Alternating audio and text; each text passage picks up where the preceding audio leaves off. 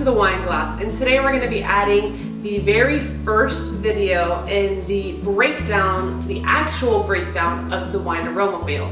So we originally covered the history and the background of the aroma wheel. Now we're actually going to start breaking it down, and we are going to start with one of the biggest sections here, which is fruity.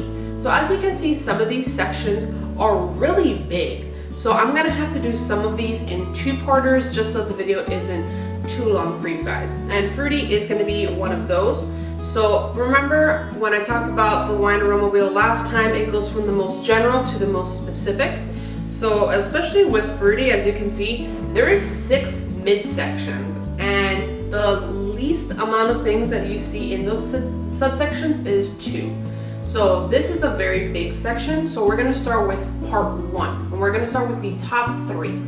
Now before we get into it, I want to say, if you want to know what these smell like, or if you want to develop and have a memorization of these flavors, especially with the fruity section, the herbaceous, caramel, some of these sections, you can just go ahead, go to the store, buy a pack of strawberries, or get a thing of bananas, get some butterscotch candies, or get like a honeycomb. Go ahead and try it. Taste it, smell it.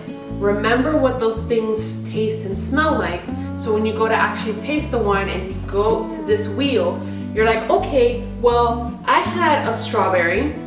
I know what it smells like. I know what it tastes like. Okay, is this what it smells like? Oh, I had butterscotch the other day. Is that what it smells like? Is this what I'm tasting?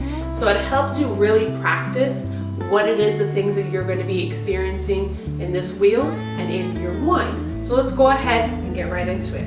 The very first section we have, which is right up here, is citrus. Now for the citrus section, it's kind of small. It only says grapefruit and lemon, but some of the other things that you can get as well is going to be oranges or tangerines, mandarins. Those are all different citruses as well that you could be getting in your wines. Now, right here I have an orange, 2 tangerines. You know what they look like, but make sure you go in and you remember what they smell and taste like. Now let's get into our second subsection, which is going to be berries. Now under the berries, we have blackberries, raspberries, strawberries, and black currant. Now I have some strawberries here. Once again, we know what we look like. Let's go ahead and smell them and taste them. And then when we go to taste our wines, we know what we're tasting. And lastly, for this part, we have tree fruit. So cherries, apricots, peaches, and apples. Now, these top 3 subsections are going to be fresh. So there's a subsection in part 2, which I'll get into, that is going to be a cooked or a dried version of it. But up here, it's going to be your fresh, your ripe, like when you go to the store, you pick it up, you bring it home to try it. That is going to be what these 3 up here are going to be like. So if you are interested in trying it, remember to get the fresh fruits. Now, I hope you guys like this video. I hope you're excited for part 2 and you're excited for the rest of the breakdown. I'm really excited to go over this with you guys.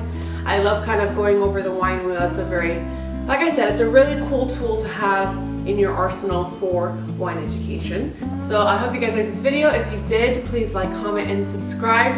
I will see you all in the next part. And remember to drink responsibly and happy drinking.